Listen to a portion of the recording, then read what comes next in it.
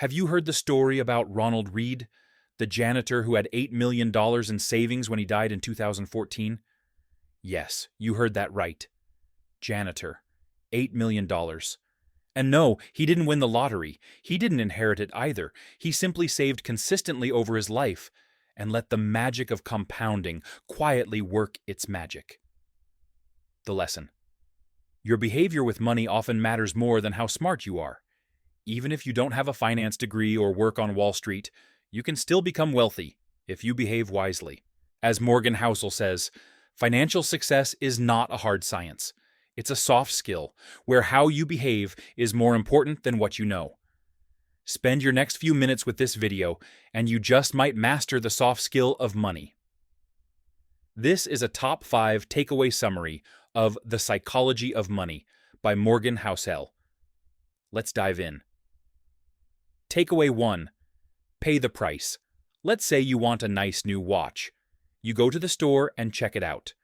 You want it to impress your friends, maybe that lovely lady you're dating. Now, you have 2 choices. Pay for the watch or steal it and run, because you've done your cardio, right? I'm guessing you'd pay for it. Why? Because you understand that things of value come with a price. Investing works the same way. Want high returns? Great. There's a price. It's called volatility. Take Netflix.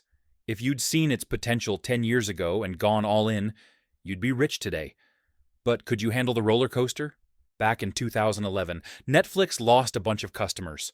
The stock tanked, down 80%. Could you look your spouse in the eye as your portfolio shrunk and say, "Trust me, this will work"? Even if you're not investing in just one stock, volatility is the fee you pay for wealth. It's not punishment, it's admission. Between 1980 and today, the S&P 500 had 13 years when it was down 20%, and about 8 months when it was up down 50%. That's rough. But it's also reality. No one gets rich without facing storms.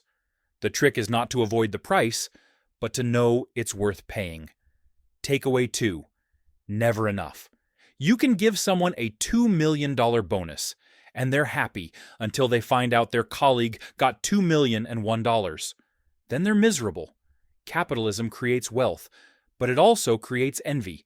Let's say you're a doctor earning $500,000 a year. That's top 1% in the US.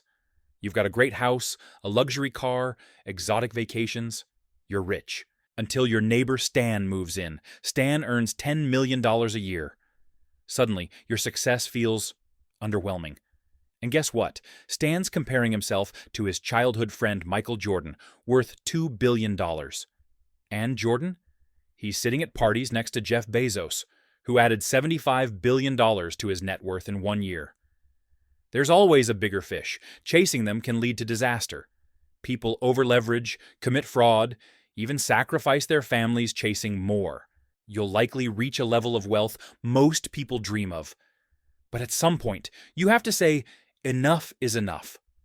Don't trade what you need for what you don't need just because someone else has it. Takeaway 3. Crazy is in the eye of the beholder. People do weird things with money. Some blow it on designer shoes, others hide it under mattresses. But weird depends on where you're standing. Different childhoods, life experiences, values, all shape how we treat money. Poor households spend over $400 a year on lottery tickets. That's 4 times what the rich spend. Seems crazy, right? Especially when 1 in 3 Americans can't handle a $400 emergency. But for some, a lottery ticket isn't stupidity. It's hope. They don't have a path to wealth, so they buy into the dream.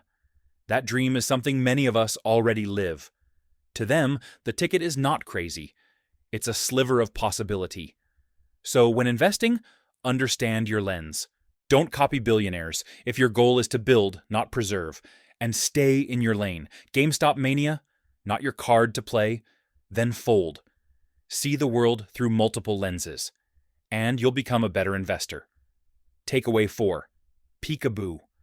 What do the Great Depression, World War II, the 2008 crash, and COVID-19 have in common? They were unpredictable, massive events with huge financial impacts, and no one saw them coming. Nassim Taleb calls these black swans, outliers with extreme consequences that seem obvious in hindsight. On Black Monday, 1987, markets lost nearly 25% in a single day. Would you have sold in panic? Or stayed calm and maybe even bought more? Here's the kicker. Miss the top 4 best-performing days in the S&P over 20 years, and your return drops from 291% to 164%. The lesson? Stop trying to time the market. Prepare for chaos. 4. Reacting fast isn't the key. Being ready before it happens is. Disasters are rarely predicted, but resilience can always be built. Takeaway 5. The seduction of pessimism. Say I told you the market will crash soon. Debt is sky high, inflation's back, new COVID strains are emerging. You'd probably nod and worry. But if I told you we're headed for growth, with longer lifespans, cleaner energy, and smarter tech, you'd probably shrug. Why? Because pessimism sounds smart, optimism sounds naive. Daniel Kahneman explains, we're wired to prioritize threats over opportunities. It's survival instinct, and setbacks happen fast, so they make for juicy headlines. Progress? It's slow and quiet, hard to get excited about, so we tune into doom and ignore boom. But remember, the world is often better than we think. Be aware of pessimism's pull and resist it.